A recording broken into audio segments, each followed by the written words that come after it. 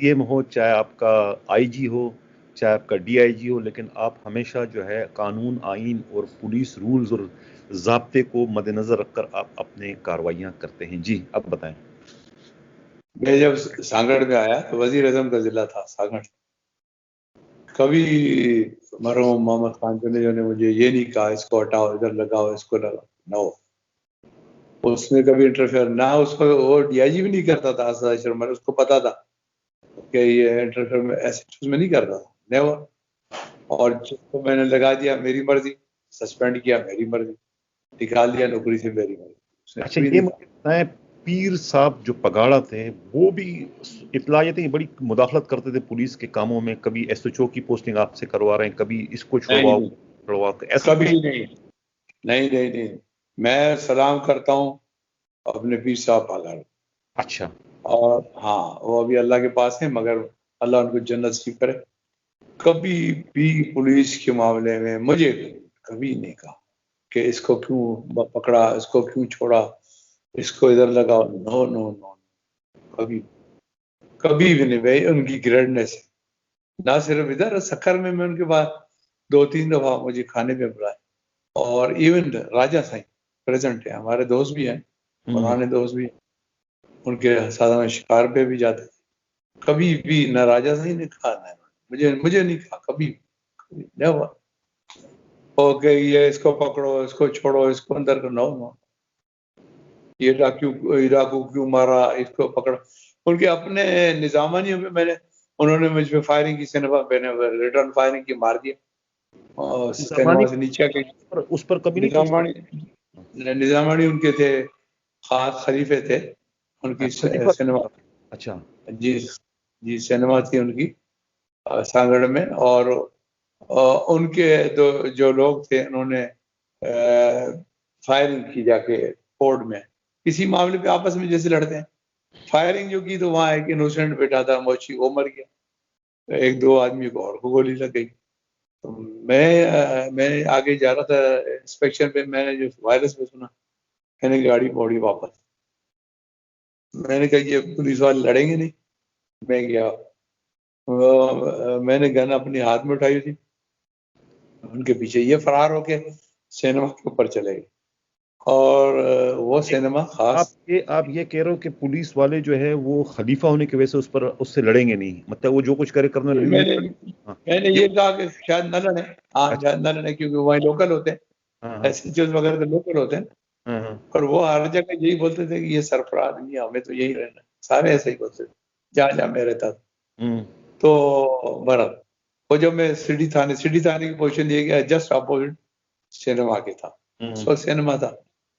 तो ये लोग छत पे चढ़े गए, वहां से वो ने देखा था, उन्होंने मुझ पे फायरिंग शुरू कर दी सिनेमा से।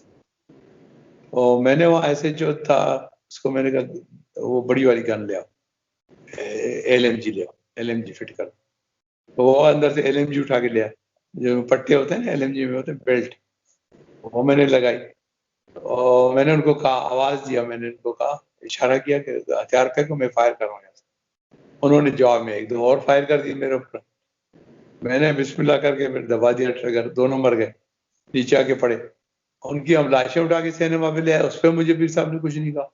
अरे कुछ भी नहीं कहा? उनके खलीफा को आपने मार दिया? अच्छा, खलीफे आदमी थे, खलीफा खुद नहीं था, आदमी थे उनके, मार दिया, कुछ नहीं कहा, सेल्फ डिफेंस में मारा। और जमाल फकीर उनके बहुत बड़े खलीफे थे, जिसका लैम्ब्रिक ने, एचटी लैम्ब्रिक की मशहूर किताब है, आप पढ़ना, टेररिस्ट, वो पीर साहब की और मूवमेंट पे, दी टेररिस्ट, आप पढ़ना। अच्छा, अवेलेबल कनाडा में अवेलेबल होगी। तो उसमें जमाल फकीर का जिक्र है पाक मूवमेंट में। अच्छा, तो जमाल फकीर के बेटे थे किसी औरत के अगवा में, तो मोहम्मद बख्श नाम था। मैंने इसको पकड़ा, तो ये कहीं गया जमाल फकीर पीर साईं के पास। अब पीर साईं ने सिर्फ मुझे कहा कि कल रात का अब खाना मेरे साथ खाना कराची। अच्छा, मेरे ऐसा ही, तो मैं खाता रहता था उनके साथ।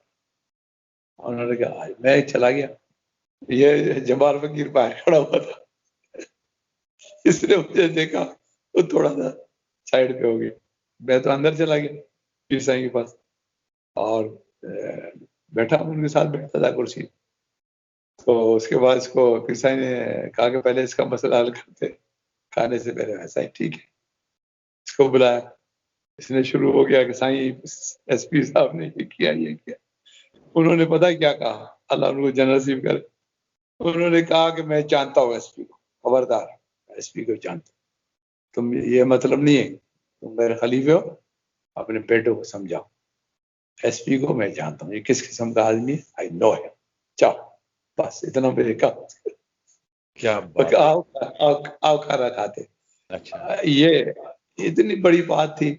और देखें, लोग जो भी बोले मगर मैं कुरान पे हाथ रख के भी कभी पीर साहब पगारा बड़े ने और अभी मौजूदा पीर साहब पगारा राजा साईं ने कभी मुझे नहीं कहा किसी के लिए, बल्कि फुल सपोर्ट। अच्छा ये बताएं कि सलीम अख्तर सिद्दीकी साहब 2-3 केस आपने बड़े इम्पोर्टेंट किए थे जरदारी वाले, तो इसमें कभी इनकी जो मुखालिफ पार्टी थी यानी कि नवाज शरीफ, उन्होंने कभी आपको अप्रिशिएट नहीं किया, कभी आपको बुलाया नहीं कि आपने अच्छा काम किया, कभी ऐसा कोई टाकरा इनसे नहीं हुआ कभी कि आपने या आपको मजीद इनके खिलाफ इस्तेमाल करने की उन्होंने कोशिश नहीं की कि इसको इस्तेमाल करो, ये वैसे इनके एंटी है तो ये बंदा भी ठीक है, कभी ऐसा कोई मौका, कभी नवाज शरीफ साहब की मुलाकात वगैरह कोई नहीं हुई कैसी?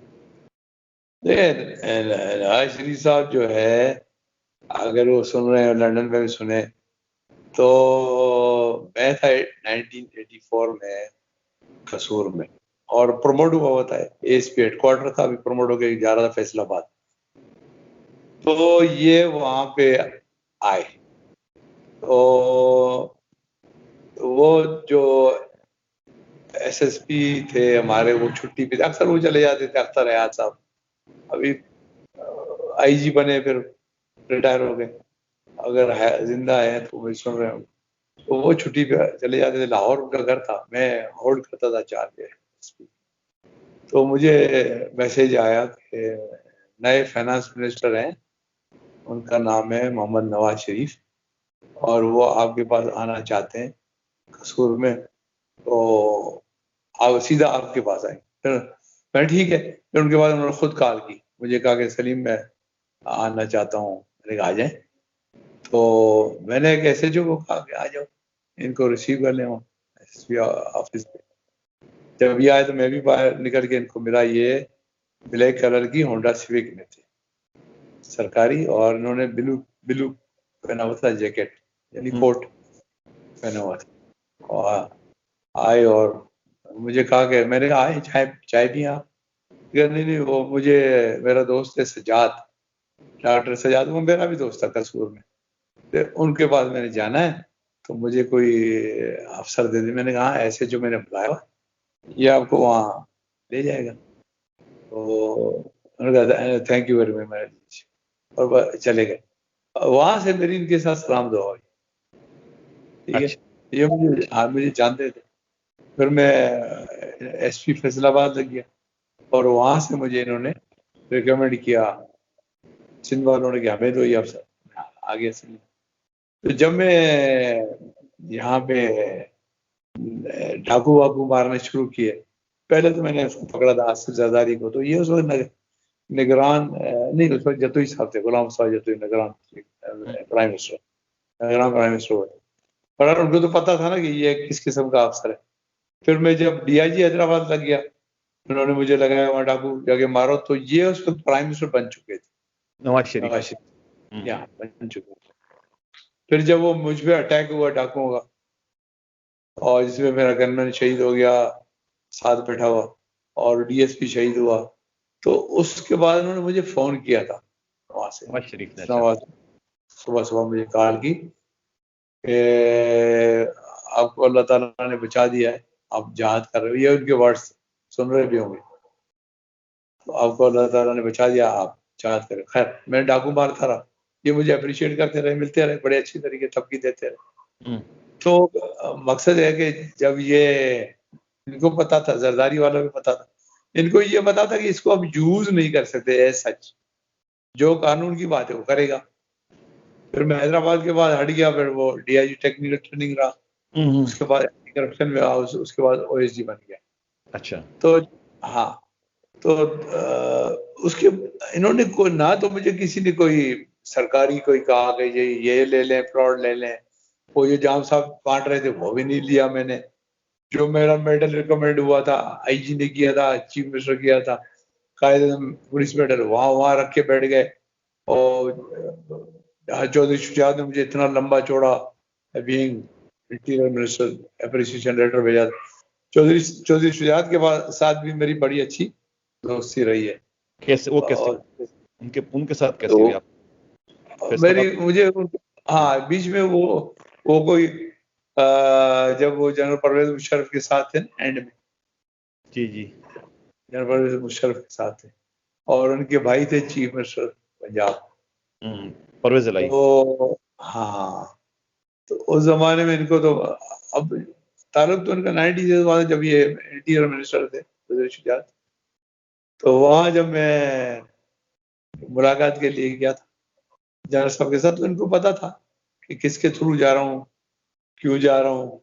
उन्होंने खाना वाना मुझे मेरा किया और खाना मुझे खिलाया था, और मैं उनका अभी शुक्रिया अदा कर रहा हूँ। तो थैंक यू चौधरी साहब। वहां पे मुझे वो सीएम पंजाब भी मिले थे, इनके वो जो है वो भी मिले थे। तो पर उसमें ये जरदारी साहब को डिस्कस करते रहे। अब देखे ना, और सियासतदान तो कोई एक तरफ रहता नहीं है।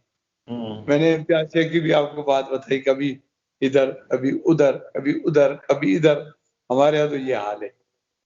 मैं तो अपने एक उसूल पे चलता रहा, नहीं जाना था नहीं किया था तारीख। मतलब आपको रोलिंग स्टोन जो आपने अपने अपने लिए खुद ही ये लफ्ज चूज किया है, पिछले प्रोग्राम कह चुके हैं कि आपको रोलिंग स्टोन कभी यहाँ इस्तेमाल किया, कभी वहाँ इस्तेमाल किया। जब भी कोई काम इनके गले पड़ता कि भाई ये करना है, तो कौन बंदा है, तो वो चाहे वो उसका बेटा हो, किसका अपना क्या नाम है, आलम बलोच का, वो भी कहता है कि जी वो एक ही डीआईजी कर सकता है। यानी एक ही अफसर है, एक ही अफसर है कि ये एक ही चाबी जिससे ताला खुलेगा और कोई नहीं खुल सकता, लिहाजा वो सलीम अख्तर को बुलाओ, ठीक है ना। तो जब सलीम अख्तर के सारे काम इनके करता रहा, और सलीम अख्तर पर जब अपने प्रॉब्लम आ गई कि भाई वो ओएसडी 16 साल से जब ओएसडी रहा, तो फिर वो किसी को नजर नहीं आया कि भाई ये बंदा आखिर इतना अच्छा है। वो ओएसडी 16 ईयर्स से एक मामूली पीरियड नहीं है। और आपकी जो खुददारी है वो आपके पोस्टिंग के आड़े आ रही कि आप खुद किसी को कहना नहीं चाहते कि भाई मैं किसी को क्यों कहूँ कि मेरी पोस्टिंग कराओ, तनख्वाह तो मुझे मिल रही है। अगर मैं डीआईजी रहूं या मैं एसएसपी रहूं या मैं आईजी भी बन जाऊं इवन किसी का, तो वहां भी मैंने तनख्वाह ही लेनी है।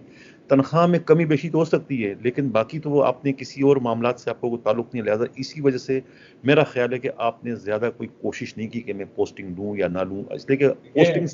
जी जी, ये इतने सियासतदान जो थे, इनको इतनी जरूरत नहीं होती थी कि ये कबाल शाह जैसे आदमी से बात करें, क्योंकि उनको पता था कबाल शाह जो है परवेज मुशर्रफ साहब का पास जाता है और उनके बैचमेट, ये उससे बात नहीं कर सकते थे।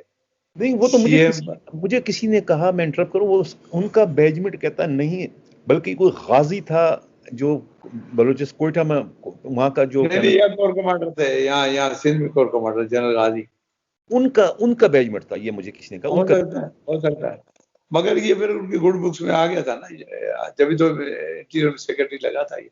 एनीवे मैन था ना, और क्या था। एनीवे मैं आपको अच्छा आगे बताऊं तो एक जुर्रत कौन करता है, हमारे दोस्तों में से जनरल हामिद करता है।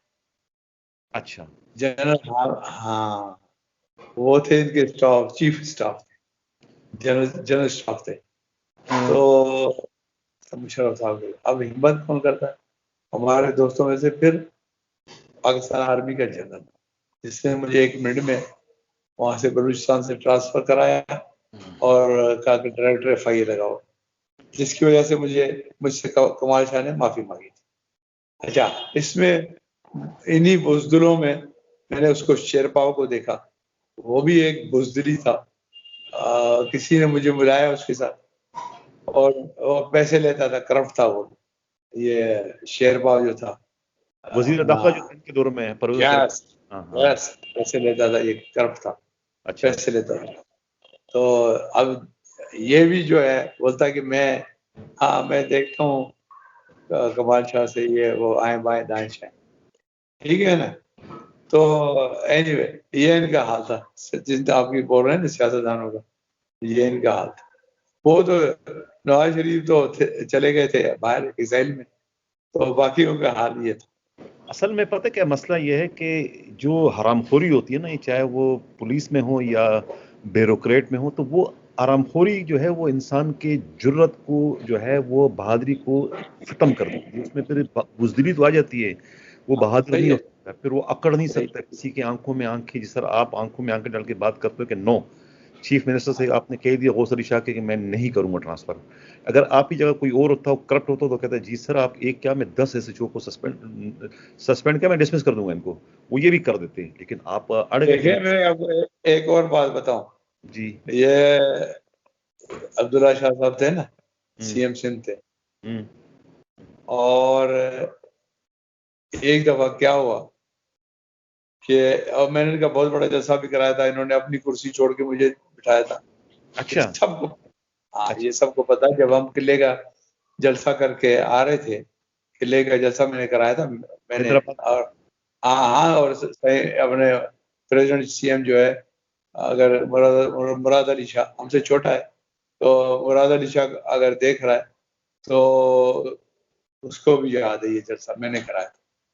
और इन्होंने मुझे कहा था कि बाबा की और रीलें जो हैं वो मुझे भेज दें। काफी अरसे के बाद मैंने इनको दी थी, तस्वीरें भी दी थी। साईं अब्दुल्ला शाह को मैंने ले गया किले में, जाके अंदर जलसा करा। वो बोल रहे थे यार तू मरवाएगा मुझे। मैंने कहा साईं, अगर गोली अगर आज चली कोई तो पहले मुझे लगी, मैं आपके साथ हूँ। ये एडी था उसका, पीएसओ। तो मैंने एडी को कहा तू भी एक तरफ हो जा, मैं आगे खड़ा होता हूँ। अल्लाह ख्वाजा की बात कर रहे हैं?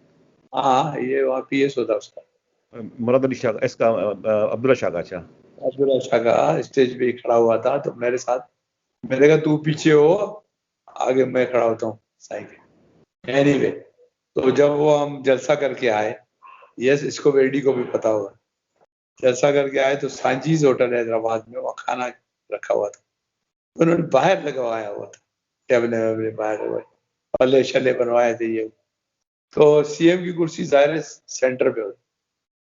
तो साईं अब्दुल्ला शाह उठे और मुझे कहा सलीम इधर आओ। मैं साइड में बैठा था, मुझे कहा सलीम इधर। मैंने कहा साईं क्या बात, क्या हो गया, यहाँ बैठो। मैंने कहा साईं बुरा लगता है, सारी आपकी कैबिनेट बैठी हुई है और सब देख रहे हैं, बुरा लगता है। नहीं नहीं बैठो। तो मुझे उन्होंने बिठाया और खुद साइड पे हो गए। तो मैं वहाँ सेंटर चेयर पे मैं बैठा रहा। अच्छा। अच्छा, आगे एक बात और होती, देखो इतनी मुझे इज्जत देने वाला आदमी। एक बात हुई कि मटियारी में टंडोलायर में एक जलसा था रात को।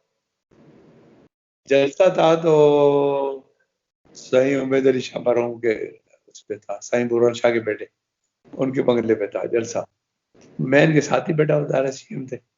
तो मुझे कहा कि एक मामले में मुझे कहा कि उसको आप गिरफ्तार करो, मटियारी का कोई मामला। तो मेरे सही पास में वो बेगुनाह आदमी, मैं इस तरह गिरफ्तार नहीं करूँगा। वो आदमी था ये मटियारी के सैयद है, उनका आदमी था, वो मुखालिफ थे। तो मैंने कहा नहीं, बुरी बात है,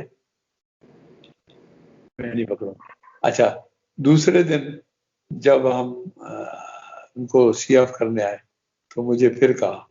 तो मैंने कहा सर मुझे ट्रांसफर कर दें। और मैं और कमिश्नर खड़ा हुआ था वहीं, निसार मर गया। मैं जाके अपनी जीप में बैठ गया, जीप में बैठ गया। वो खड़ा हुआ, सीएम भी खड़ा हुआ सब, और बोला भाई इसको बोला। मैंने कहा जी आप मुझे ट्रांसफर कर दें, मैं आपके पास काम नहीं कर। मैं जाके जीप में बैठ गया। फिर वो भागते हुए आया, तो उसको अलविदा तो करो, बुला रहा आपको सीएम। मैं फिर गया, हाथ मिलाया और अलविदा कहा। मुझे कहा बस ठीक है, जो तुम करना चाहो।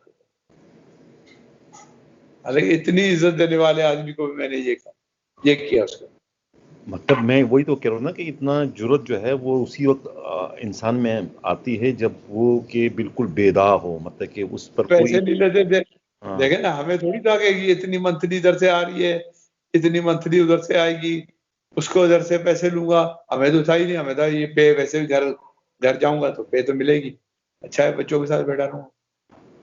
असल मसला पता है ये क्या तो सलीम अख्तर सिद्दीकी साहब, जो ये हरामखोरी होती है ना, चाहे पुलिस अफसर हो या ब्यूरोक्रेट हो या मिनिस्टर हो, तो ये जब सीटों पर होते हैं ना, तो उस वक्त भी सर्विसों में भी इनकी कोई इज्जत नहीं होती, इनके मातहत इनकी कुलीग इनको नहीं पूछते हैं, कोई खातिर नहीं देता। जब रिटायर हो जाते तब तो इनको कोई पूछते नहीं है। हाँ यानी कि सही है, इतनी बुरी चीजें हैं। अब आप देखो ना, बिल्कुल रिटायर हैं, पुलिस में नहीं, लेकिन आपको जो लोग जानते हैं वो आपको इज्जत भी देते हैं, आपको मिलना भी बिल्कुल पसंद देते हैं, करते हैं, बात भी करना पसंद बिल्कुल देते हैं। करते हैं। हाँ हाँ बिल्कुल देते हैं, अब कमाल शाह रिटायर, बिल्कुल देते बहुत से रिटायर पड़े हुए सिंध पुलिस के बड़े बड़े आईजी, नामी ग्रामी, कोई उनका नाम लेवा नहीं है।